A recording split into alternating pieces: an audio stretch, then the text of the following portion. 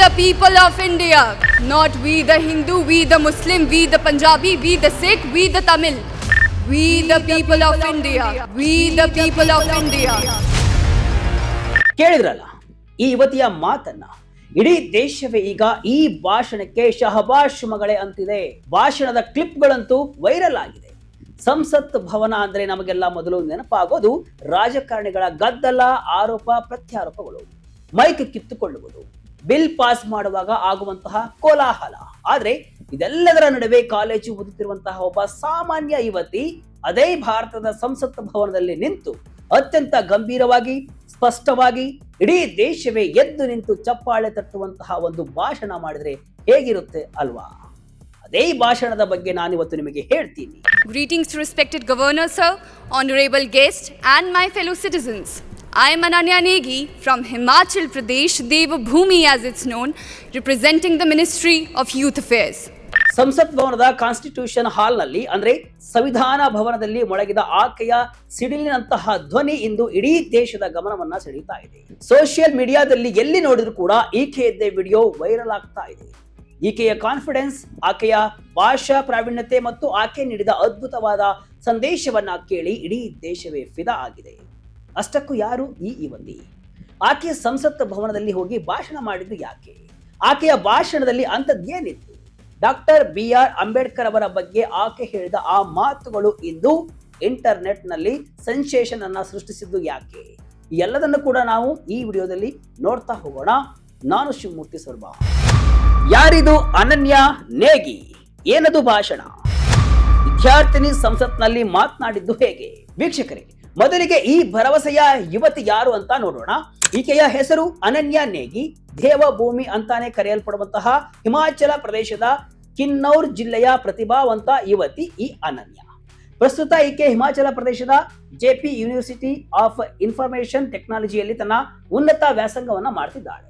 ಕೇವಲ ಓದು ಮಾತ್ರವಲ್ಲದೆ ಭಾಷಣ, ಲೀಡರ್ಶಿಪ್ ಗುಣಗಳಲ್ಲಿ ಮುಂದಿರುವಂತಹ ಅನನ್ಯ ಭಾರತ ಸರ್ಕಾರದ ಯುವ ವ್ಯವಹಾರಗಳ ಸಚಿವಾಲಯ ಆಯೋಜಿಸಿದಂತಹ ಪ್ರತಿಷ್ಠಿತ ಯುವ ಕಾರ್ಯಕ್ರಮದಲ್ಲಿ ತನ್ನ ತವರು ರಾಜ್ಯವಾದ ಹಿಮಾಚಲ ಪ್ರದೇಶವನ್ನ ಪ್ರತಿನಿಧಿಸಿ ದೆಹಲಿಗೆ ಬಂದಿತ್ತು.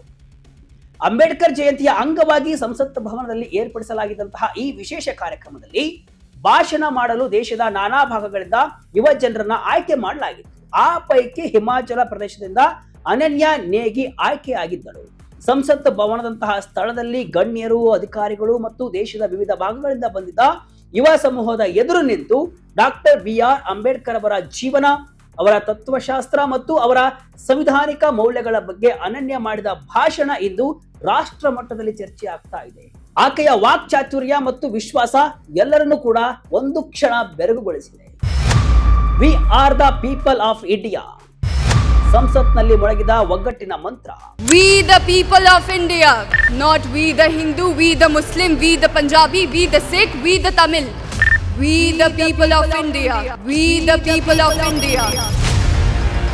ವೀಕ್ಷಕರೇ, ಅನನ್ಯ ತನ್ನ ಭಾಷಣವನ್ನ ಶುರು ಮಾಡಿದ್ದೇ ಒಂದು ಅದ್ಭುತವಾದ ಕಲ್ಪನೆಯ ಮೂಲಕ. ಕ್ಲಾಸ್ ರೂಮ್ನ ಆಚೆ ನಿಂತಿರುವ ಒಬ್ಬ ಬಾಲಕನನ್ನ ಒಮ್ಮೆ ಊಹಿಸಿಕೊಳ್ಳಿ.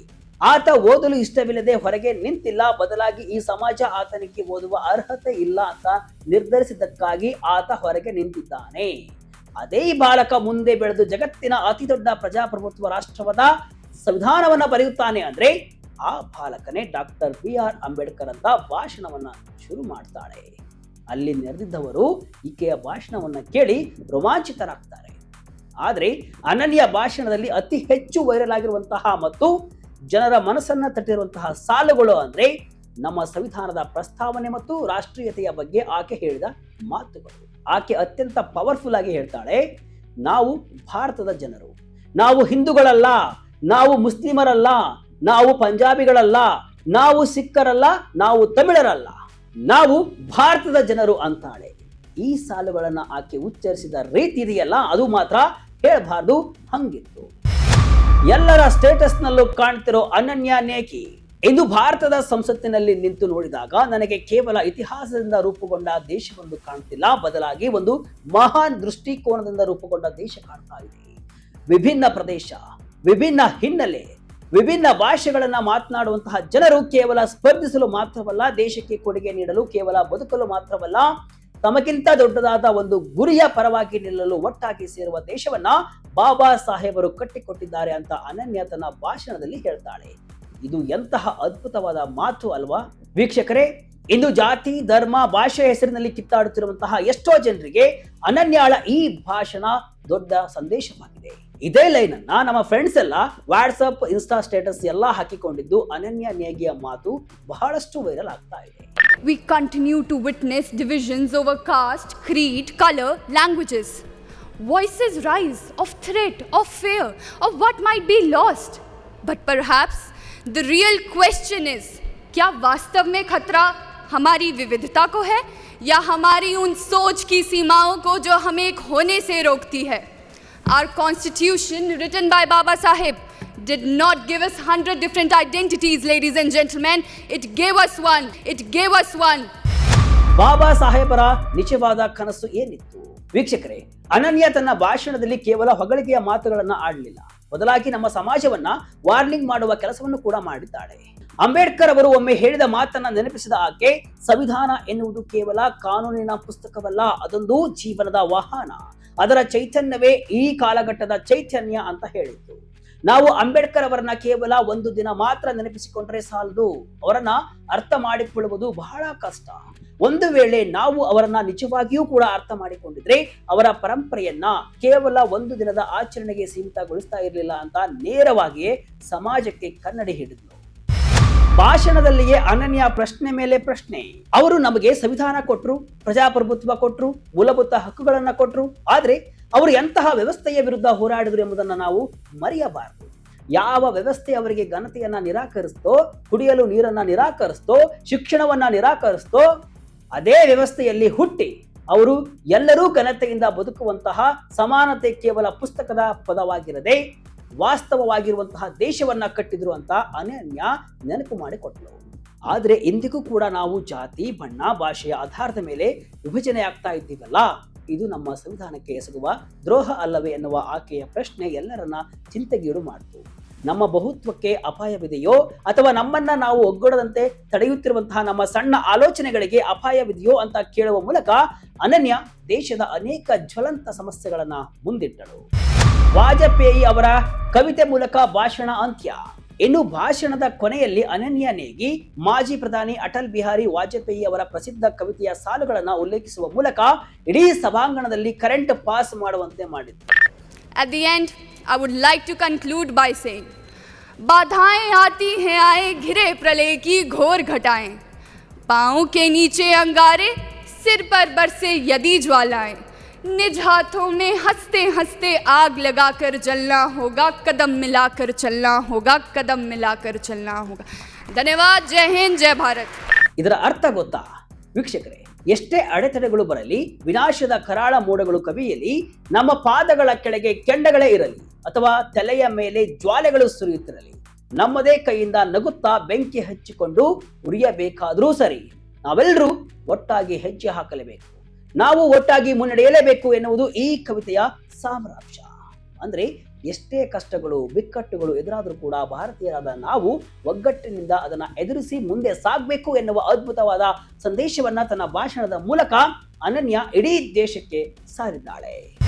ಸೋಷಿಯಲ್ ಮೀಡಿಯಾದಲ್ಲಿ ಹೊಸ ಸೆನ್ಸೇಷನ್. ವೀಕ್ಷಕರೇ, ಸಂಸತ್ ಟಿವಿಯಲ್ಲಿ ಪ್ರಸಾರವಾದ ಈಕೆಯ ಭಾಷಣದ ತುಣುಕುಗಳು ಈಗ ಸೋಷಿಯಲ್ ಮೀಡಿಯಾದಲ್ಲಿ ಕಾಡ್ಗಿಚ್ಚಿನಂತೆ ಹರಡಿದೆ. ಪ್ರತಿಯೊಬ್ಬರೂ ಕೂಡ ಅನನ್ಯಾಳ ವಾಕ್ಚಾತುರ್ಯ, ವಿಚಾರಗಳ ಸ್ಪಷ್ಟತೆ ಮತ್ತು ಧೈರ್ಯವನ್ನ ಕೊಂಡಾಡ್ತಾ ಇದ್ದಾರೆ. ಸಂವಿಧಾನದ ಮೌಲ್ಯಗಳನ್ನ ಯುವ ಪೀಳಿಗೆ ಇಷ್ಟೊಂದು ಡೀಪ್ ಆಗಿ ಅರ್ಥ ಮಾಡಿಕೊಂಡಿದೆ ಎನ್ನುವುದೇ ನಮಗೆಲ್ಲ ಹೆಮ್ಮೆಯ ವಿಚಾರ ಅಂತ ನೆಟ್ಟಿಗರು ಕಾಮೆಂಟ್ ಮಾಡುತ್ತಿದ್ದಾರೆ. ಇತ್ತ ಅನನ್ಯ ಓದುತ್ತಿರುವಂತಹ ಹಿಮಾಚಲ ಪ್ರದೇಶದ ಸೋಲನ್ನಲ್ಲಿರುವಂತಹ JP university of information technology ಕೂಡ ತನ್ನ ವಿದ್ಯಾರ್ಥಿನಿಯ ಸಾಧನೆಗೆ ಹೆಮ್ಮೆಯನ್ನ ವ್ಯಕ್ತಪಡಿಸಿದೆ. ಕಾಲೇಜಿನ ಆಡಳಿತ ಮಂಡಳಿ ಸೋಷಿಯಲ್ ಮೀಡಿಯಾದಲ್ಲಿ ಪೋಸ್ಟ್ ಅನ್ನ ಹಾಕಿದ್ದು, ನಮ್ಮ ಪ್ರತಿಭಾವಂತ ವಿದ್ಯಾರ್ಥಿನಿ ಅನನ್ಯ ನೇಗಿ ಸಂಸತ್ ಭವನದಲ್ಲಿ ಹಿಮಾಚಲ ಪ್ರದೇಶವನ್ನ ಪ್ರತಿನಿಧಿಸಿರುವುದು ನಮಗೆ ಅತೀವ ಹೆಮ್ಮೆಯನ್ನ ತಂದಿದೆ. ಡಾಕ್ಟರ್ BR ಅಂಬೇಡ್ಕರ್ ಜಯಂತಿಯಂದು ಆಕೆಯ ಧ್ವನಿ ಭಾರತೀಯ ಪ್ರಜಾಪ್ರಭುತ್ವದ ಹೃದಯ ಭಾಗದಲ್ಲಿ ಇಂದಿನ ಯುವ ಜನರ ಆಕಾಂಕ್ಷೆಗಳನ್ನ ಪ್ರತಿಧ್ವನಿಸಿದೆ ಅಂತ ಕೊಂಡಾಡಿದೆ.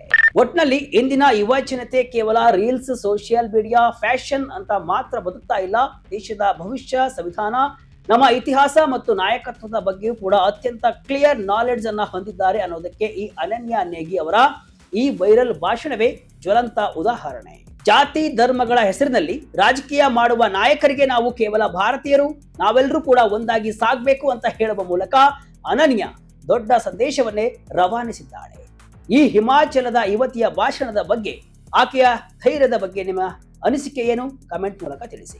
ಇದಿಷ್ಟು ಇವತ್ತಿನ ವಿಶೇಷ. ಇದೇ ರೀತಿಯ ಹಲವು ವಿಶ್ಲೇಷಣೆ, ಮಾಹಿತಿ ಅಷ್ಟೇ ಅಲ್ಲ, ಮನರಂಜನೆಯ ವಿಡಿಯೋಗಳಿಗಾಗಿ ವಿಜಯ ಕರ್ನಾಟಕ ವೆಬ್ಸೈಟ್, ಫೇಸ್ಬುಕ್ ಹಾಗೂ ಯೂಟ್ಯೂಬ್ ಪೇಜ್ ಅನ್ನು ಫಾಲೋ ಮಾಡಿ. ಧನ್ಯವಾದಗಳು.